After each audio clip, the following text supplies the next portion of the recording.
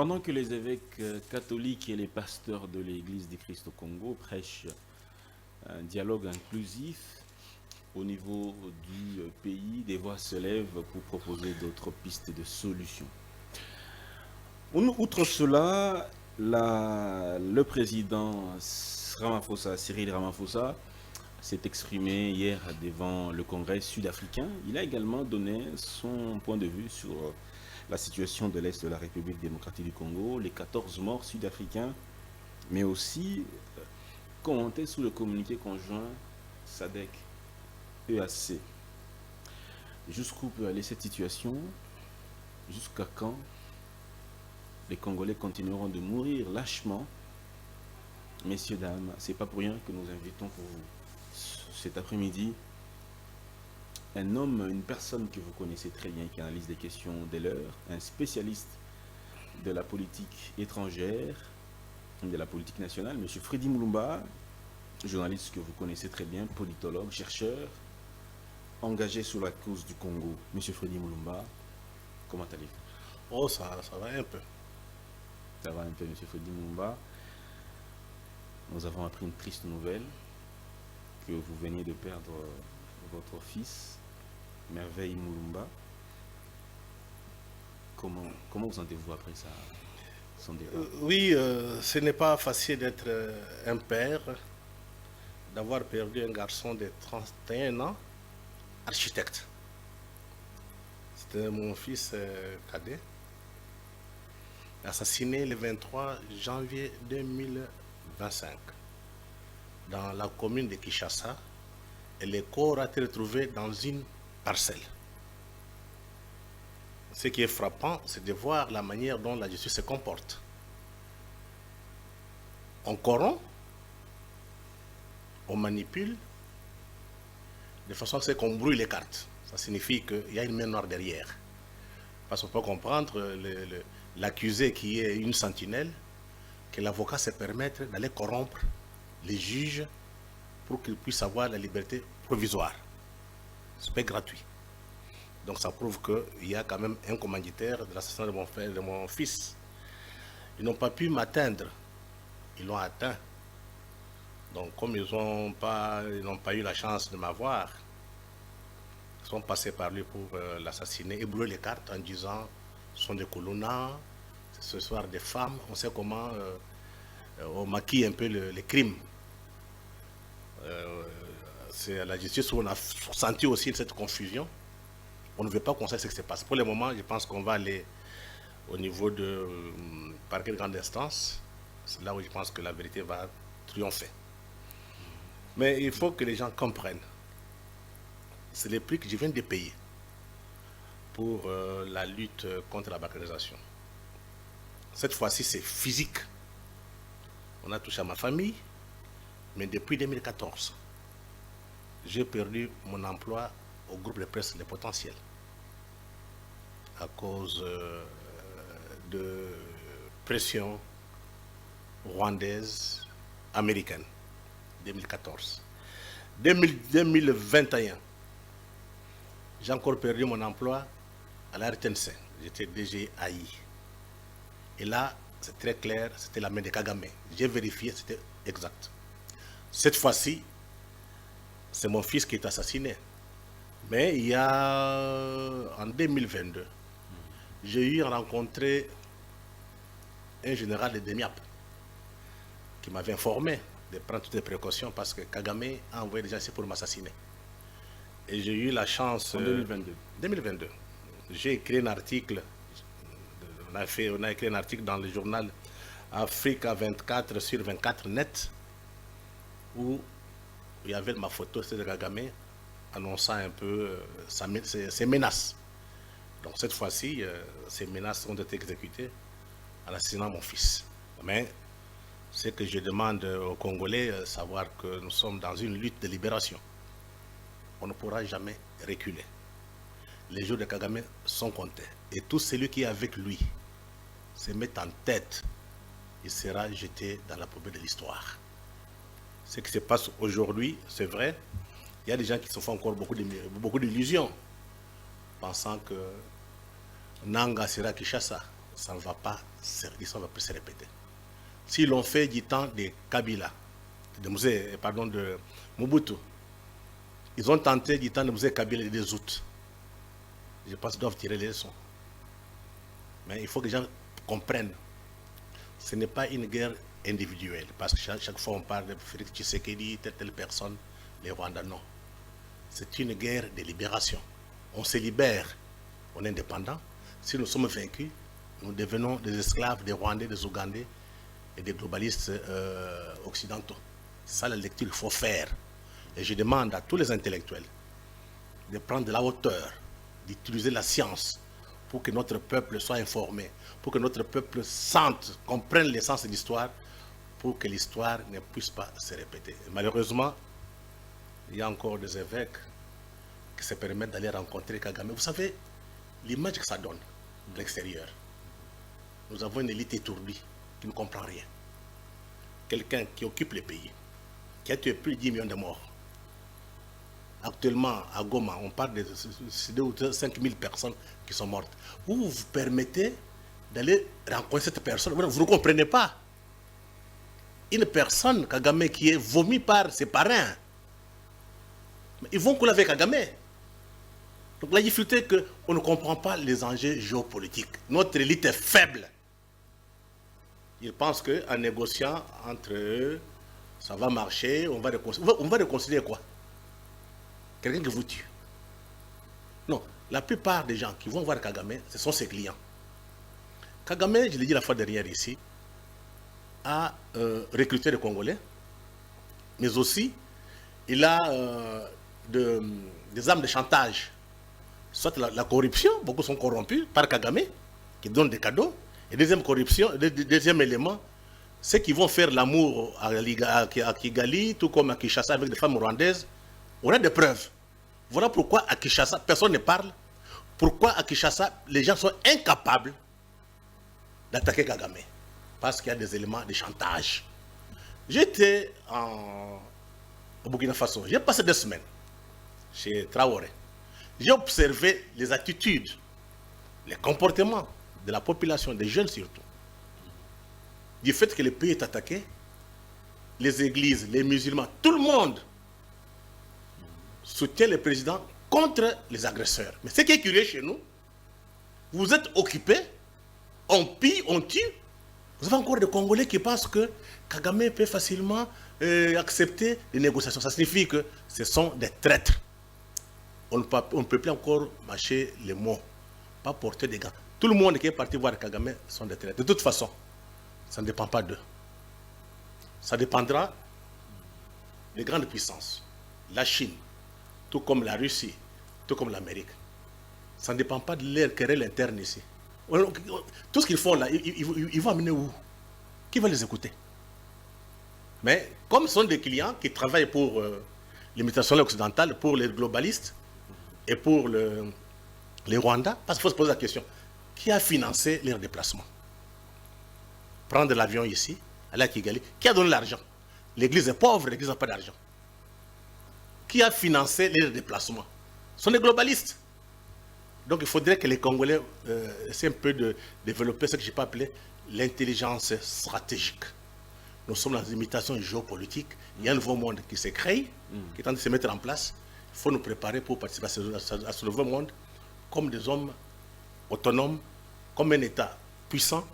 Et tout dépendra de la qualité des élites. Mais ce qu'on a actuellement comme élite, je m'excuse, ce n'est pas à la hauteur des enjeux. Mais l'histoire nous montre, quand vous n'êtes pas à la hauteur des enjeux, on vous balaye. Merci. Monsieur Dimumba, vous avez déjà entamé le sujet du jour sur cette mission de consultation des évêques catholiques et protestants. Vous parlez des chantages. Un chantage qui se fait sur l'élite congolaise pour justement, par le criminel Kagame. Est-ce que les évêques catholiques et protestants peuvent également être dans ce registre-là, je veux dire? Non, je pense que je viens de dire ici sur les gens, sur la pensée politique géopolitique congolaise n'est pas vraiment développée. Donc je vais donner quelques clés de lecture pour qu'on comprenne quand on va discuter avec vous.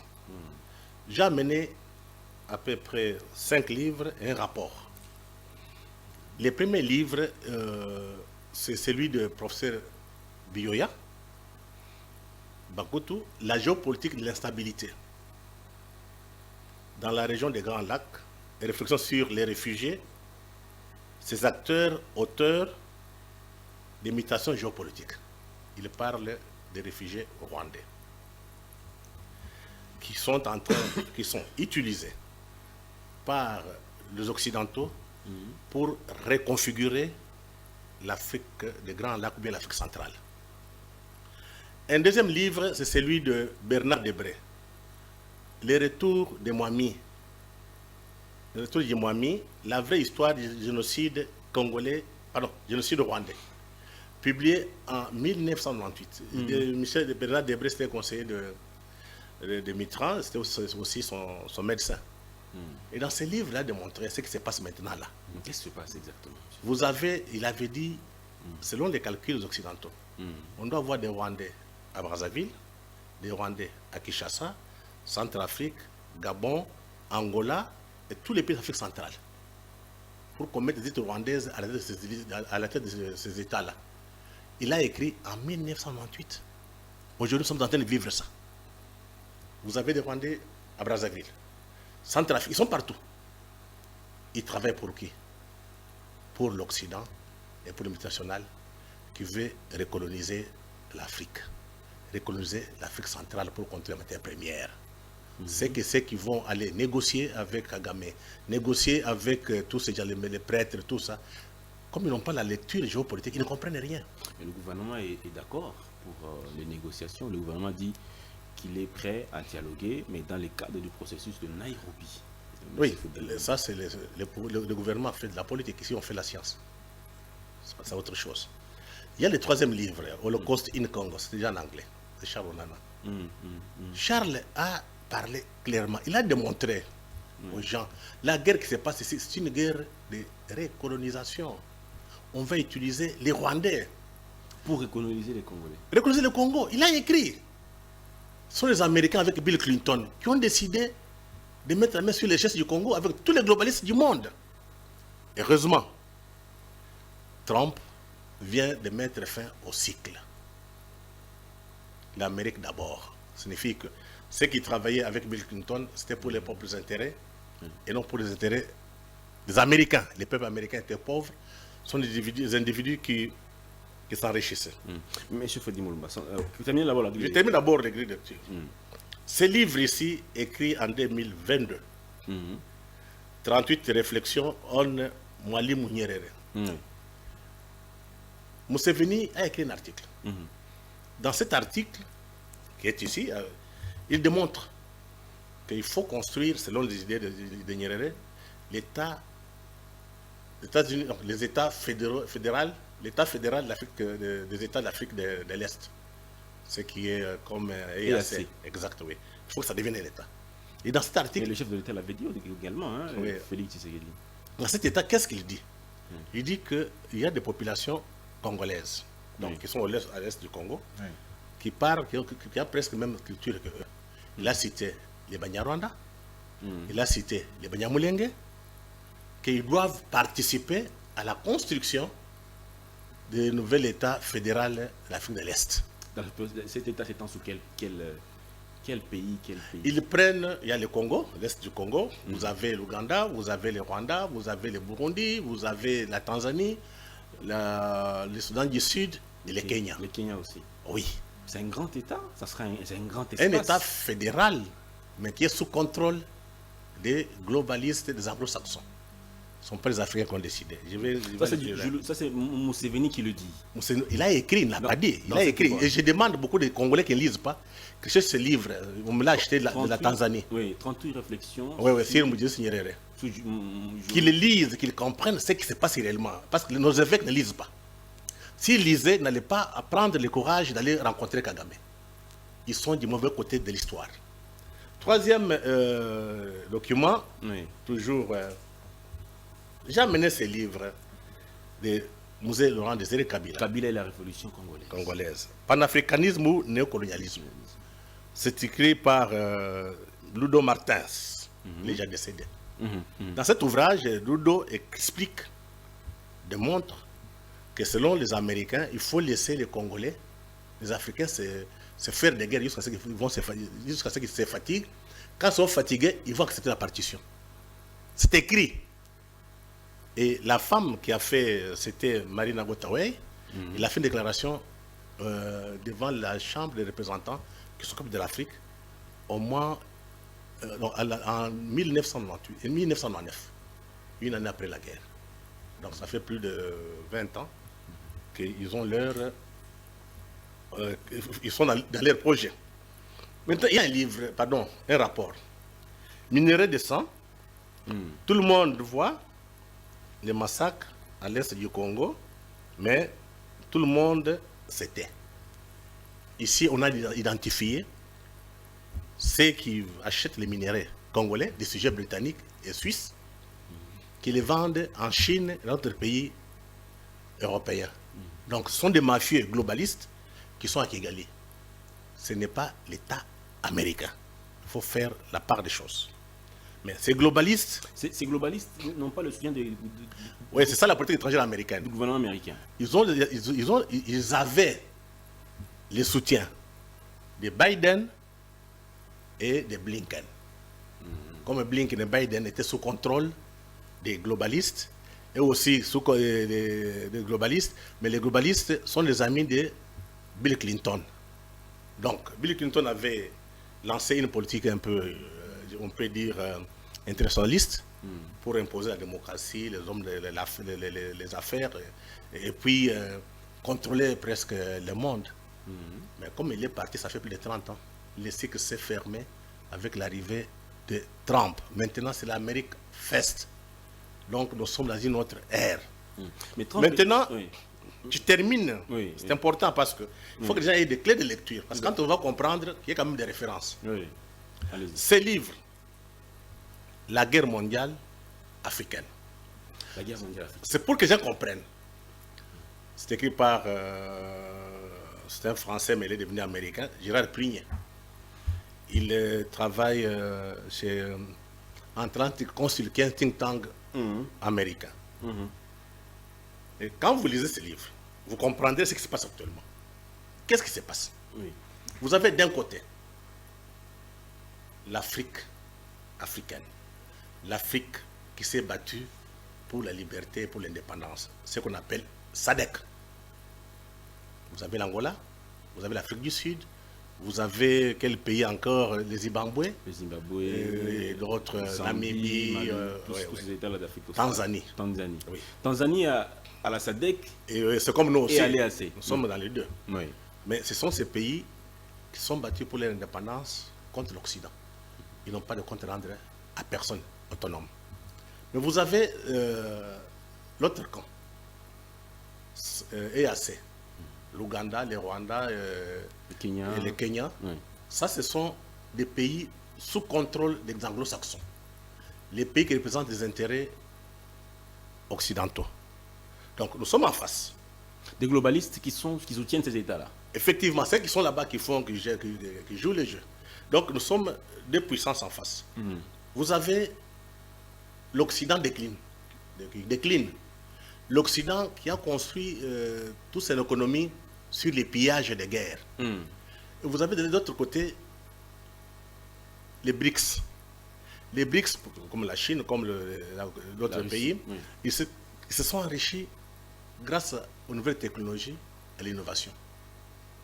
Et de l'autre côté, vous avez le Sud global en face de l'Occident. C'est pour que vous compreniez ce qui se passe.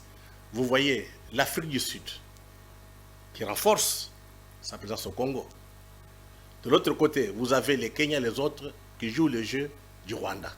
Donc il y a ces deux mondes qui s'affrontent sur l'Afrique. Donc c'est pour vous dire que la guerre qui se passe au Congo, c'est une guerre de libération pour toute l'Afrique. Donc les Congolais doivent faire un grand effort pour ne pas voir des individus. Ce sont des limitations géopolitiques. Il y a un monde qui était le monde occidental, qui contrôle le monde. Ce monde-là s'est effondré. Monsieur Fodi, donc, Donc, les AC et la SADC ne sont pas dans la même, ne sont pas contrôlés par les mêmes forces non, extérieures.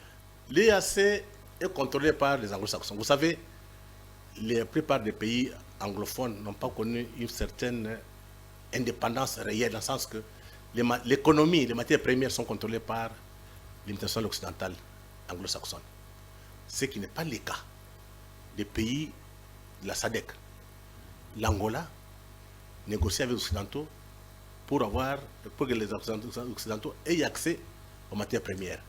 L'Angola travaille avec la Chine, tout comme le Zimbabwe, tout comme l'Afrique du Sud. Ce sont des pays qui sont battus pour leur indépendance. Mais M. Fodi, ces multinationales-là contribuent aux taxes dans leur pays, ils payent la douane, ils payent tout ce qu'il y a comme redevance à l'État. Donc l'État aussi, leurs États se retrouvent aussi, quand on parle des États-Unis, avec toutes ces multinationales, les Britanniques. Est-ce que les États ne seront pas séduits à soutenir ces globalistes-là, leurs États? Les États européens, oui, parce que l'Europe est pauvre. Ceux qui font des zones en Afrique, ce sont des globalistes qui contrôlent le pouvoir en Occident, surtout en Europe, pas en Amérique. Un homme comme Trump, c'est un homme indépendant. Holmes, c'est un homme indépendant. Ils n'ont pas fait leur argent parce qu'ils ont des colonies en Afrique, parce qu'ils ont des puits. Non, ils ont fait leur argent en travaillant. L'autre ici, Trump, a eu l'argent grâce aux affaires. Un businessman. À New York. Oui. Vous avez Elon Musk. Elon Musk. Il s'est enrichi grâce à la science. Il n'est pas parti faire des guerres. Maintenant, c'est des modèles d'économie capitaliste qui s'affrontent maintenant. Vous avez les gens qui pensent qu'il fallait faire des guerres et piller pour s'enrichir. Vous avez les gens qui pensent qu'il faut investir beaucoup plus dans la science, dans les technologies et innover pour être puissant. Donc, actuellement, là, ceux qui sont avec Kigali sont dans cette vision des pillages et ce que je peux appeler l'accumulation par des possessions. Allons tuer et voler. Ce modèle-là, c'est fini. Le modèle est fini d'aller tuer et piller. Maintenant, nous sommes dans un modèle où, pour être riche, être puissant, maîtriser la science, nouvelles technologies et innover, avoir aussi l'épargne interne. Et là, la Chine est mieux placée. Selon toutes les prévisions, d'ici 2030, la Chine sera la plus grande puissance économique mondiale. Oui. Et 2049, la plus grande puissance militaire. Donc il faut déjà se préparer à un nouveau monde. Ceux qui sont dominés par la Chine. Pas dominés. Il y aura le monde multipolaire. Ce n'est pas une seule puissance qui va dominer. Donc ceux qui sont avec Kagame, ils n'ont pas la chance. Qui relisent l'histoire, qui relisent les limitations géopolitiques. J'ai l'impression qu'ils ne comprennent rien. Ils vont les regretter. Tous ces gens qui pensent que la question congolaise est nationale se trompent. Donc aucune région n'est indépendante. Si l'Afrique australe est indépendante, elle est indépendante. L'Afrique australe est totalement... Mais ça s'explique comment que il y a eu sommet conjoint, M. Freddy Mulumba, en Tanzanie le week-end dernier. Il y a eu sommet conjoint, SADC et AC. Les deux organisations sous-régionales ont demandé à la République démocratique du Congo de négocier avec l'opposition étatique. C'est la naïveté des Noirs et des Africains. Les droits internationaux, c'est fini. Les droits internationaux qui étaient mis en place par l'Occident, c'est fini. Actuellement, là, tout est question de rapports de force. La Russie a occupé l'Ukraine. Les droits est où? Trump vient de déclarer qu'il va mettre la main sur le canal de Suez, le canal de Panama. Il va encore aller au nord pour prendre l'île. Le droit est où? Nous devons vite comprendre. Nous sommes dans une situation de compétition de grande puissance. Ce sont les hommes forts qui vont s'imposer. C'est quand il y aura l'équilibre de force qu'on puisse reconstruire un nouveau monde et qu'on puisse établir un nouveau droit international. Pour le moment, les droits internationaux mis en place par l'Occident, c'est terminé. Donc nous devons se comprendre ça. Nous devons nous battre. Voilà pourquoi j'ai dit, cette guerre que nous avons, c'est une guerre de libération. Il faut qu'on change vite le narratif. Ça, c'est le plan intellectuel. C'est une guerre de libération pour nous libérer des gens qui nous ont occupés depuis 5 siècles. Mais M. Fodé Mulumba, vous êtes presque seul à dire qu'il faut se battre parce que vous avez la SADC, l'EAC oppose les négociations. Vital Kamerhe proposent des négociations, les CC5O proposent des négociations, le président sud-africain, il a aussi proposé des négociations, le président Joao Lourenço, il est aussi dans le même schéma. Pourquoi vous êtes seul dans cette démarche? Je ne suis pas seul, je vous rappelle ce que Moussé Kabila avait dit avant qu'il soit assassiné. Moussé Kabila, 3 mois avant son assassinat, il a dit à Diana, on va me tuer parce que je ne suis pas d'accord avec ces impérialistes. Mais vous qui restez, battez-vous jusqu'au bout. Donc la guerre ici sera longue et populaire, qu'on le veuille ou non. Généralement, ce n'est pas manque le sens de l'histoire. Ce sont des guerres qui donnent la liberté aux gens. Ce sont des guerres qui sont à la base des constructions des États. On est tellement naïfs. Et quand je vois des intellectuels penser en termes de paix, on ne peut pas faire la paix avec un faible. Nous sommes très faibles sur le plan intelligence stratégique et géopolitique. Nous devons changer de paradigme. C'est une guerre de libération pour que les Congolais puissent contrôler leurs matières premières, que les Congolais vivent correctement, que l'Afrique se reconstruise. La guerre, on peut la gagner comme la perdre. On va la gagner, on ne va pas la perdre. Non, c'est une... C'est-à-dire que la guerre de libération, on ne la perd pas. On la gagne. Ça peut prendre du temps. Parce que, réalisez l'histoire des peuples. Je te prends l'exemple de la Chine. La Chine a été occupée. Est-ce qu'on a, tous les moyens de... Je te prends l'exemple de la Chine. La Chine a été occupée par l'Occident pendant un temps. Mao a fait la guerre. Hein. Pour que vous voyez aujourd'hui, la Chine est libre, indépendante, grâce à la guerre. Mais vous, on vous dit, vous avez l'écriture d'esclaves, on dit accepter la paix. Ça, c'est être esclave, ça. Nous devons apprendre des autres. Comment ils sont battus pour être libres. L'Algérie contre la France. Ils sont battus. L'Angola à côté ici. Aujourd'hui, vous parlez des Rwandais. Il vient d'où? Vous savez combien de sacrifices les Angolais ont consenti pour être indépendants? Ça finit autour d'une table, M. Freddy. On a gagné. Non, l'Angola a gagné la guerre. Ça n'a pas fini sur autour d'une table. Oui, mais après je t'ai dit que l'Angola a gagné la guerre. Et ce qui est grave chez nous, c'est de voir que les gens ne comprennent rien. Une culture d'esclaves, vous êtes occupés, on vous tue. Vous allez négocier avec les tueurs. Il y a un problème quelque part là. Ça signifie que les élites, les prêtres, ne sont pas à la hauteur des enjeux. De toute façon, l'histoire nous montre que même si vous trahissez aujourd'hui, ceux qui viendront après nous vont vous balayer. Ça, il faut retenir ça. En quoi la solution militaire est une... En quoi l'option militaire est une solution? Aujourd'hui, M. Freddy Mulumba, Goma n'est pas Goma d'avant la guerre. Après la guerre, Goma, il y a des morts, Goma en terre c'est mort, Goma est pillé, l'aéroport fermé. Et qui fait la guerre? Est-ce que vous ne craignez pas que... Qui fait la guerre à la RDC?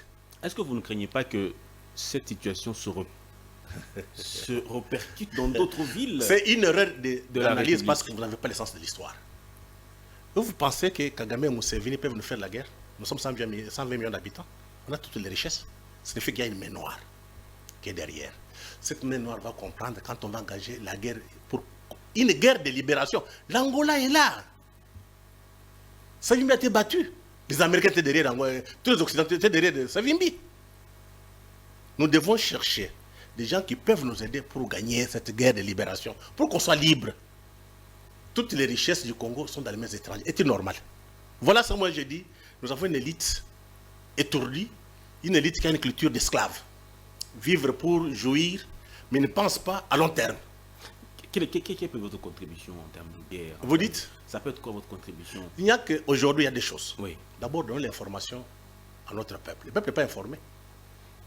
Information, former des gens et s'organiser. Nous devons avoir à tous les niveaux de province une conscientisation de la population pour leur dire cette guerre ici, c'est une guerre, soit on est recolonisé, soit on se libère. Donc ce que j'ai dit, il faut changer de narratif. Toutes les personnes qui appellent aux négociations... Ce sont des traîtres, ou bien ils ne comprennent rien. Je vais t'expliquer ici. J'ai amené ce livre pourquoi. Expliquez-nous, M. Freddy Mulumba. Ce sont des traîtres, ou bien ils ne comprennent pas la géopolitique. Le monde est en pleine imitation. Tu as vu en Syrie? Qu'est-ce qui s'est passé? Tu as eu la déclaration de la patronne du service de renseignement américain au Sénat? Il a dit ceci: on a mis au pouvoir en Syrie des terroristes. C'est la patronne de tous les services de sécurité américaine. Il vous dit ça. Vous êtes ailleurs. Vous ne comprenez pas que les mondes changent. Ce qui est vrai. ceux qui ne vont pas s'adapter à ces mutations seront jetés dans l'histoire parce que l'Occident est fini. L'Occident a toujours tendance à dominer, à piller. C'est son système. Piller et tuer. Toutes les guerres qui sont dans le monde, c'est l'Occident. Voilà pourquoi Trump dit « Je ne voudrais pas faire de guerre, je vais faire des affaires ». Et pour faire des affaires, il faut avoir l'argent. L'Europe n'a rien. Le seul pays qui peut tenir dans le monde occidental, c'est l'Amérique. L'Amérique a beaucoup de richesses. L'Amérique, sur le plan scientifique, il est très élevé. L'Europe a quoi? Donne-moi un produit européen que vous connaissez. Monsieur Freddy Moulwa, vous nous avez promis qu'avec l'arrivée de Trump au pouvoir, les choses vont s'améliorer pour le Congo du point de vue sécuritaire. Mais c'est sous Trump que Goma a été sauvagement attaqué. Non, vous ne comprenez pas. Il y a eu 3000 morts. Plus de 3000 morts à Goma. Je t'ai pris l'exemple de la Syrie. C'est sous Trump, monsieur Freddy. Je t'ai dit ceci. Je t'ai pris l'exemple de la Syrie. Les globalistes qui contrôlent encore les services de renseignement d'autres pays, Oui. ils veulent mettre Trump dos au mur. Ils le font en Syrie. En Syrie, on a soutenu tous les djihadistes, les terroristes qui sont au pouvoir. Et la dame, qui est la patronne des services de renseignement américains, a fait une déclaration au Sénat. On a mis au pouvoir des terroristes. Ils ne sont pas d'accord avec ça. Je ne sais pas s'il va commencer à travailler quand. Vous venez de suivre maintenant la situation de l'USAID. On vient vous dire ici, l'USAID, c'est une institution américaine qui va vous aider pour le développement. Faux et archi-faux, c'était une branche de la CIA pour faire des coups d'État et des piller. Ce sont les Américains qui le disent. Donc, à Kinshasa, vous ne comprenez rien. Donc, vous ne lisez pas. Il faut suivre les informations au lieu de passer tout le temps à se quereller, à voir les individus. Ça, c'est l'Amérique qui dit ça. L'Amérique de Trump qui vous dit ça. Vous êtes là en train de dire non, on va réconcilier les gens. Vous ne comprenez pas les enjeux. Vous n'êtes pas à la hauteur des enjeux. Ce qui est vrai, le peuple a démontré sa capacité, sans élite. Je te prends les exemples. Le premier, ce qui s'est passé ici, je pense lundi bien mardi, passé, quand les populations sont parties attaquer l'ambassade américaine, l'ambassade, donc toutes les ambassades occidentales. Mon cher, je te dis... On a pillé aussi. Oui, c'est un mauvais signal pour l'Occident. Vous ne voyez pas ça ici. Vous ne comprenez pas les enjeux.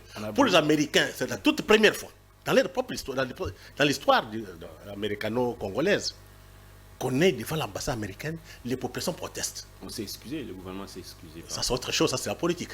Ici, on parle des faits. Ça les rappelle quoi? La France se rappelle ce qui s'est passé au Niger. Et notre monde est en train de naître. Il faut que les Congolais comprennent et se mettre tous contre les Rwandais, contre l'Ouganda. Tout celui qui va négocier, c'est un traître. Parce que la carte géopolitique de l'Afrique centrale, ça va changer. Beaucoup seront en exil en Ouganda, tout au Rwanda. Beaucoup. Ils ne pourront pas vivre ici. C'est impossible. Ça, je t'ai parlé de la population congolaise qui a pillé, qui a même brûlé les ambassades. C'est un mauvais signe pour l'Occident. Donc les gens n'ont pas confiance. La population n'a pas confiance à l'Occident. L'élite a confiance à l'Occident parce qu'elle est corrompue par l'Occident. La population non. Regarde ce qui se passe en Europe. Les manifestations de Congolais à Paris, partout en Europe, ils ont marché contre l'occupation des territoires congolais par les Rwandais. Ce n'est pas les Rwandais, c'est l'Occident qui occupe, pour piller nos matières premières. Est-ce que vous avez vu les hommes politiques, même parmi les gens qui protestaient? C'est le peuple qui a parlé. Ces élites sont corrompues. Ce ne sont pas nos élites à nous. Ce sont les élites que Kagame et Museveni ont fabriquées avec l'Occident. Donc aujourd'hui, M. Freddy Moulumba, si vous étiez à la place du chef de l'État, au regard des derniers événements qui se sont passés, quelle décision prendrez-vous aujourd'hui? Je pense que le chef de l'État est dans une vision d'une guerre de libération. Il a fait un discours très clair, non? Pour mobiliser la population. C'est une guerre de libération pour récupérer nos richesses sur notre territoire. On ne négocie pas au niveau des territoires ou bien des terres. On ne négocie pas. On frappe d'abord l'ennemi, il va à l'extérieur. C'est l'ennemi qui est battu, qui va négocier avec vous. Donc si vous négociez avec un ennemi qui occupe votre territoire, vous allez négocier sur votre territoire. Et c'est dangereux. Les présidents de cette vision la lutte pour la libération. Mais le drame est que... Le seul moyen, c'est la guerre. Il n'y a que la guerre. Pourquoi vous avez peur de la guerre? Je vais te dire ici. C'est la guerre qui donne la liberté et l'indépendance à un pays. L'Angola a fait la guerre et est indépendant. Quel pays encore? La Chine a fait la guerre. La Corée du Nord a fait la guerre. Vous avez quel pays encore? Le Vietnam. Nous ne devons pas avoir peur de la guerre. La guerre libère. C'est la guerre qui fait que les États se créent. Donc nous devons revoir notre manière de voir les choses. On a été mal formés en disant il faut aimer comment on appelle ça? La paix. Non. Il faut aimer la guerre parce que la guerre libère. On négocie avec un homme fort. Donc ce qui est vrai, le peuple congolais, je ne parle pas des élites qui sont corrompues. Le peuple congolais est prêt pour se battre jusqu'au bout. Les élites, on peut les former. Ils viennent de la population. Mais maintenant, il faut organiser d'abord l'information, l'organisation au niveau de la société et la formation. Il ne faut pas aller par quatre chemins. Quand un peuple... L'information, parce qu'il faut que déjà ça se passe actuellement. Et puis, deuxièmement, il faut les former pour montrer les enjeux et d'autres défis. Ensuite, il faut s'organiser. Pour gagner une guerre de libération, il faut une organisation, pas par la télévision. Il faut aller sur le terrain. Et ça doit être au niveau des militaires, au niveau des églises, au niveau de tout le monde. Parce que c'est une guerre pour se libérer de la domination des autres. Quand vous regardez l'organisation de notre armée, nos militaires, est-ce que vous voyez une armée qui est capable de se battre? L'armée est capable, vous avez suivi à Goma, pendant 4 jours. Qui se battait? C'est les étrangers. Kagame a mené ces 10 000 militaires, nos forces spéciales ont tenu coup. Mais pourquoi ça n'a pas marché? Parce que les généraux étaient corrompus, tous ont fui. D'abord, beaucoup de généraux sont des généraux d'opérette. Ils ont tous des généraux ici, mais ce ne sont pas des gens bien formés.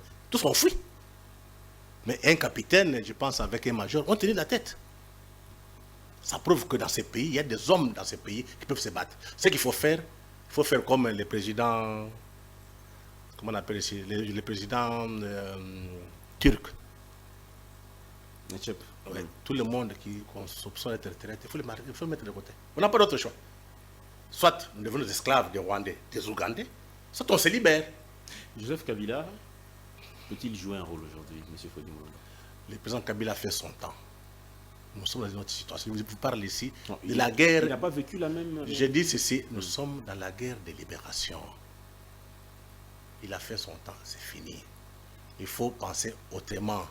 Je viens de vous dire ici, ne voyez pas des individus. Parce que les discussions au Congo, c'est pas des individus. Ça ne tient pas debout. Le débat qu'on devrait faire ici, un débat dit, écoute, c'est pas quand même non, ça ce sont des attitudes un ancien président de la ce sont des attitudes de politiciens. Moi, c'est ce que je voudrais aujourd'hui, que les intellectuels produisent la pensée. Historiens, politologues, internationalistes, nous faisons quoi? Mais curieusement, personne ne parle. C'est ça le drame. On ne peut pas faire la guerre sans avoir une pensée stratégique. La pensée stratégique, ce n'est pas un problème de politiciens. C'est un problème de penseurs. Monsieur Fodimoulo, on a eu à perdre un chef d'État dans une situation de guerre. On a eu à perdre Laurent Désiré Kabila dans une situation de guerre. On a eu à perdre près de 10 millions de Congolais. Est-ce que la guerre va-t-elle arrêter les morts? Je te dis que la guerre libère. Vous devez comprendre. Je parle de la guerre de libération, c'est ça. Donc, oui, mais tous les pays, sacrifices. Mon cher ami, c'est parce que vous n'avez pas l'essence de l'histoire. Prends l'histoire de l'Amérique. Tu connais la guerre de sécession américaine?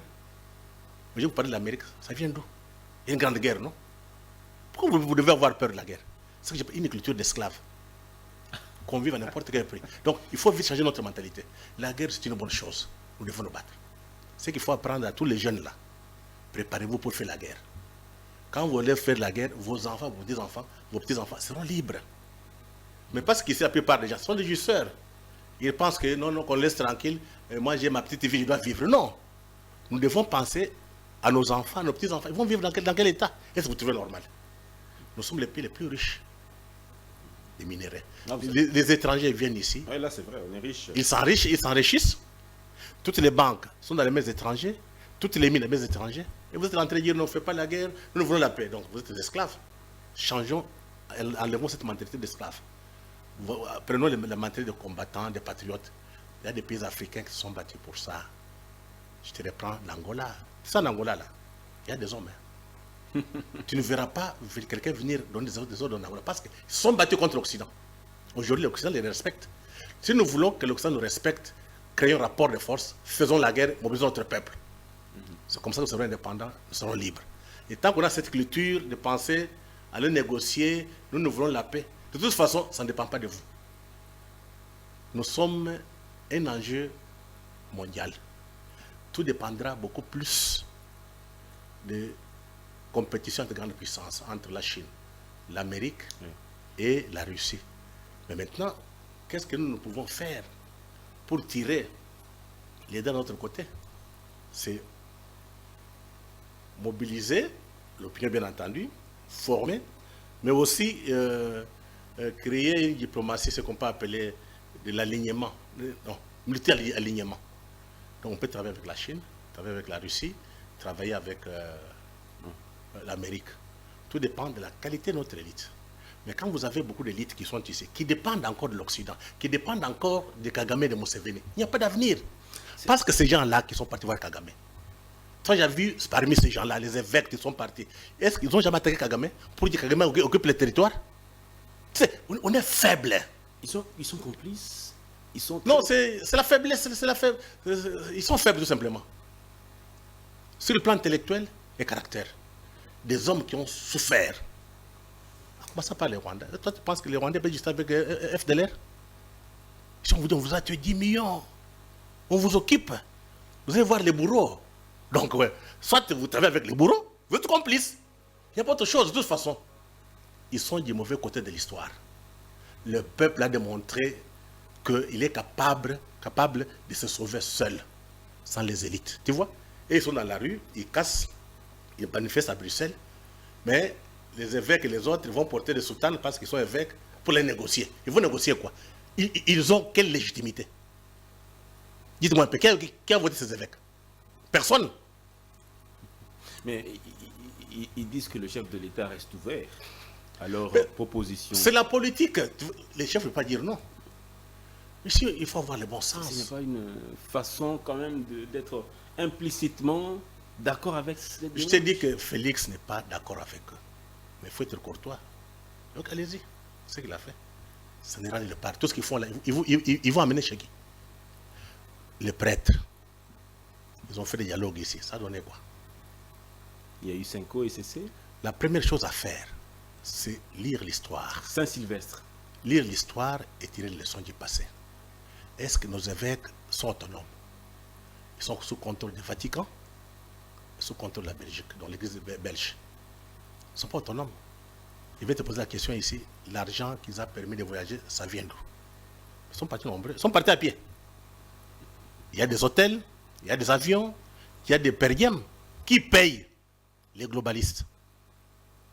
C'est la vérité. C'est eux qui aucun État n'a donné l'argent aux évêques. Ils peuvent dire non, nous sommes des gens honnêtes. On a décidé, regardez, qui nous a donné l'argent, c'est telle entreprise de tel pays pour aller voir Kagame, pour voir Nanga. Je n'ai jamais vu, mon frère. Il y a la cohésion nationale. Il n'y a pas de cohésion nationale. Je te dis qu'il n'y a pas de cohésion nationale ici. Katumbi, ce sont des individus. Kabila, tous dans un forum national. Écartés, c'est que je dis, nous sommes très faibles sur le plan intellectuel. Je t'informe ici. Je t'informe ici, c'est la guerre de libération. Ce n'est pas le problème d'individus. On se libère par rapport à la domination occidentale. Ça fait 5 siècles, 137 ans qu'on pille nos mines, notre peuple est pauvre. On veut se libérer. Vous voulez dire non, allez négocier avec eux? Vous ne comprenez pas? De toute façon, l'histoire va nous apprendre beaucoup de choses après 5-10 ans. Et l'église catholique, là, ça sera de l'histoire. Parce qu'ils n'ont aucune légitimité. Il n'y a personne derrière. C'est parce qu'au moins ils sont reconnus sur le plan international qu'ils parlent. Mais qu'ils parlent dans les églises là, qui demandent à la population d'aller négocier. On m'a dit qu'il y a un évêque qui a tenté de parler aux gens dans l'église catholique. On leur a dit, nous ne voulons pas entendre ça. Du M23. On ne veut pas entendre ça du M23, mais ils disent être déterminés pour apporter la paix à travers ces consultations. Ils ne vont pas, il n'est pas d'abord question de dialogue, ils disent qu'ils vont d'abord écouter. J'ai dit qu'ils n'ont aucune légitimité. Ils vont écouter. J'ai dit qu'ils n'ont aucune légitimité. Ils sont élus où? Qu'ils aient élus.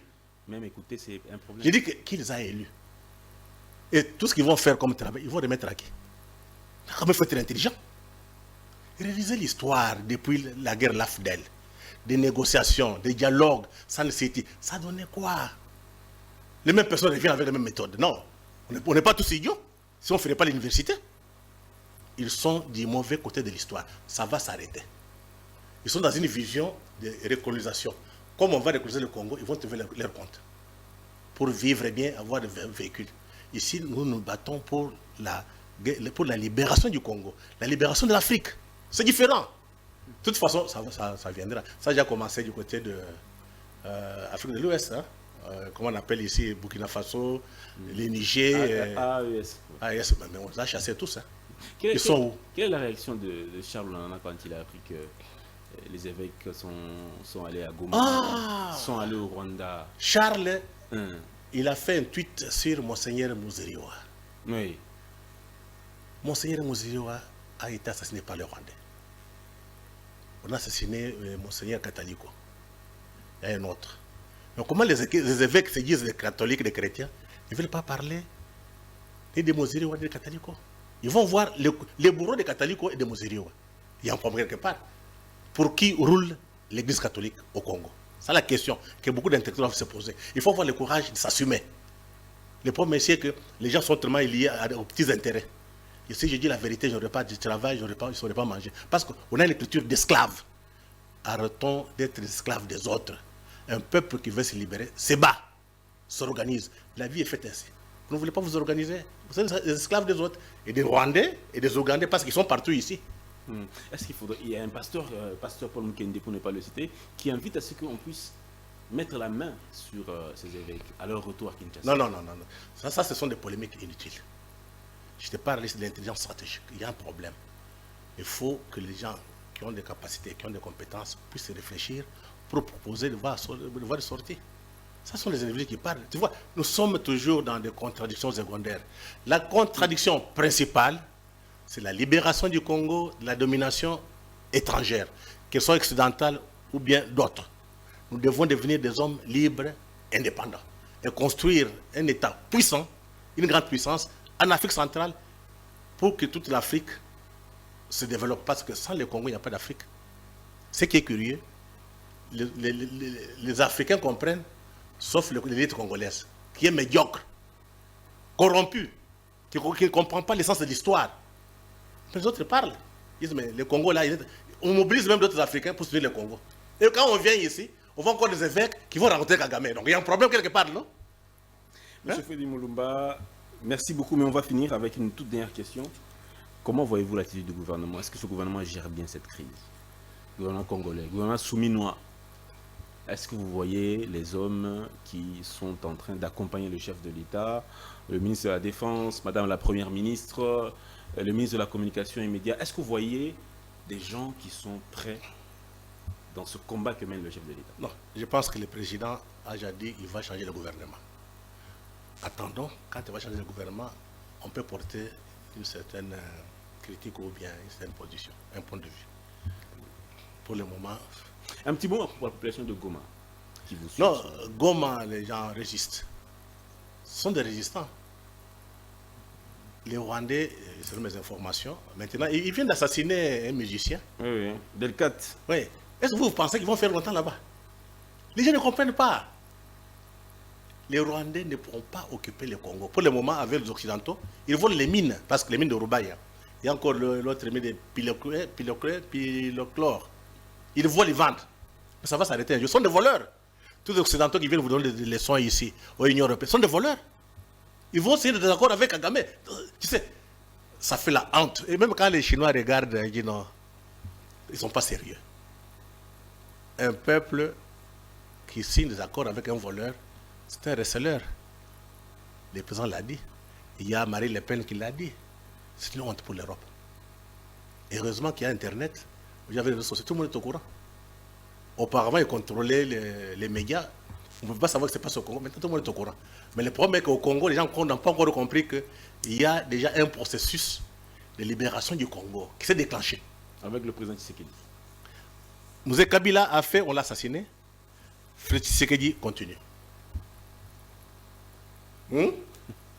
C'est la libération. Nous devons nous préparer. Joseph Kabila n'a rien fait. Il a fait son temps. Il a fait quoi? Son temps. Son temps. Mesdames et messieurs, merci beaucoup d'avoir été avec nous. On retient que pour M. Freddy Mulumba, nous devons faire la guerre. C'est la guerre de la libération. Le peuple se prend en charge. L'élite congolaise ne comprend pas encore jusque-là les enjeux du moment. Toutes les prédictions ont été données pour imposer la colonisation, une nouvelle colonisation congolaise par le Rwanda. Un vaste complot de création d'un État de l'Est qui passe par plusieurs pays, Est de la RDC, Kenya, Soudan, Rwanda, Burundi, Ouganda, Tanzanie, ces États-là, et donc en passe d'être créés. Ils veulent les créer, surtout pour piller les ressources de cette partie du pays. Mesdames et messieurs, merci beaucoup d'avoir été avec nous. Merci à M. Freddy Mulumba, à qui je présente mes condoléances les plus attristées pour la disparition de notre frère Merveille Mulumba, paix à ton âme, mon frère. Et merci également à vous tous qui nous suivez de par le monde. Portez-vous bien, que la paix revienne dans notre pays et la dignité pour tous. Au revoir.